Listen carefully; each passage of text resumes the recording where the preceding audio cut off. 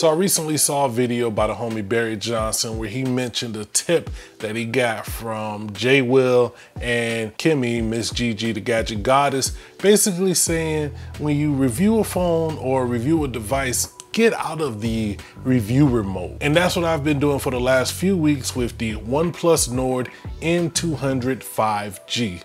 A $200 phone. We're gonna talk about what I like and what I dislike about it. And this is not a review. This is just more like a real conversation.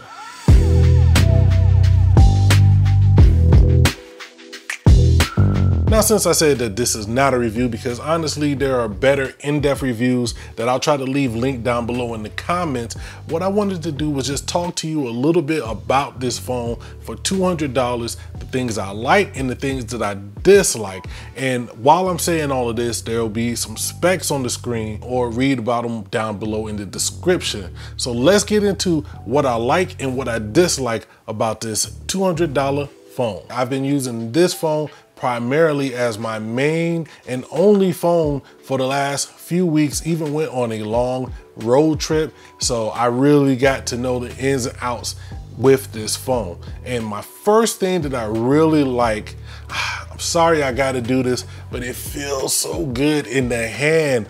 I just cannot believe that this was a $200 device. Now, I apologize for any fingerprints that you may see because it is a fingerprint magnet, but you do have a nice metal back here. It feels heavy.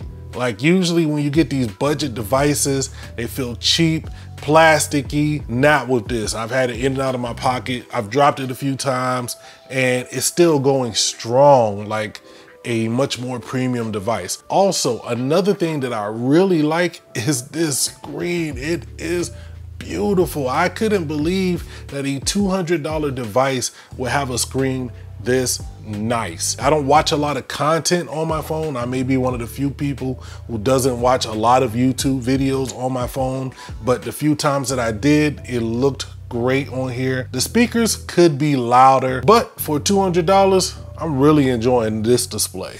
Now that brings me to the first thing that I actually dislike. Now, piggybacking off the display conversation, this does have the ability to switch to a 90 Hertz mode. For a lot of people, that is really an improvement. For me, on a phone, is not that big of a deal. Plus, it kills the battery life. The battery life is not that great overall on this phone anyway. And then, I don't know if it's with this phone specifically, but with any of my other chargers that do fast charging, because I can plug up any device and get a fast charge, it felt like I was getting the standard regular charge with this unit. And I didn't take the charger that came in the box with me on the road. I don't know if it's some proprietary technology. I know OnePlus has that like supercharged fast charging on some of their devices. I don't know if that's what's going on here, but it just took this phone forever to charge and it would drain really fast. And that's just for me doing simple daily tasks. Now, I'm telling you, this battery is trash, plain and simple. Oh yeah, another thing I do not like is this fingerprint reader over here. I got no time for it. I mean, honestly, I'm not the biggest fan of these side fingerprint readers. Okay, it's not the worst, but it's not the fastest. And there'll be times when you have to do it 2 or 3 times. I have it in airplane mode, so there's nothing happening on the phone right now. So it's actually working. This is actually the fastest that has actually worked for me the whole time that I've had it. But if I gotta keep my phone in airplane mode just to unlock it fast, then you can just miss me with the whole fingerprint reader whatsoever. All right, back to the things that I like. Let's talk about this near stock Android experience. Don't give me a bunch of apps that you think I want or you think I need, bloatware that's just clogging up this thing with all types of venereal disease. We don't need that. It does have this screen. I'm guessing this is a OnePlus Sting. They got something going on. I never really used this. Oxygen OS. That's what this uses, Oxygen OS 11 on Android 11. It's definitely one of the lighter Android builds that really just gives you a few tweaks on top of Android that make it all right. So everything that's going on here, I really had no problem because you're getting that near stock experience that I like. And yo, honestly, it's time for a serious dislike. And for a lot of people, this could be what makes or break a phone like this. And it's the overall laggy experience. For the most part, I would say 90% of the time, it was pretty smooth. But the times when it was really laggy, and we drove down to Florida, we used the GPS, and you want a little entertainment. As long as I didn't do anything else, if I didn't get any notifications, if somebody didn't send me a text message, nobody called, it was a smooth experience. It wasn't like I was gaming and using the GPS and listening to music and talking on social media at the same time. It literally was just having the GPS going. YouTube music is just playing in the background while I had the GPS going. I wasn't even touching the phone, and it would just, anything that happened would just start making it lag. And I was like, man, this could be something that makes it or breaks it for this phone for some people. Now, I know that felt super negative, but I want to get to my last major point, which kind of resides in the like and dislike category, and that is these cameras. Stop using multiple cameras trick for cheap phones. So when I was just taking pictures with the included camera app, it would be hit or miss, and indoors it would be terrible. Indoors, most of the pictures were trash. Outdoors, on a really bright day, you could get that HDR effect to work, and you can actually get some interesting pictures. And I wondered, was it more the camera or the camera processing?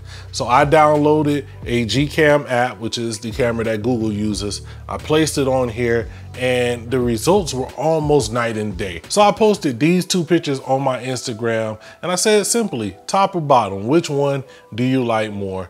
Hands down, it was the bottom. The one person who picked the top, I think they might have been trolling. But when you add the GCam on, I was able to get more natural pictures that were pleasing to the eye, great colors. This is a different experience. So it's a dislike if I'm using the built-in camera app, but you throw on GCam, and I think it's very usable. And I'll leave a link to the exact one that I use down below in the description. So I have a confession to make. This is actually the second time that I did this video. I recorded the first version before I went out of town, but then I thought, let me actually get another week of full use under my belt so I could give you my real thoughts and opinions. And for $200, I still gotta say, this is a very surprising device. I don't see anyone outside of Apple fanboys and tech enthusiasts getting this phone and having a real problem with it in day-to-day use. I think most people who aren't buying every device or locked into the Apple ecosystem could use a phone like this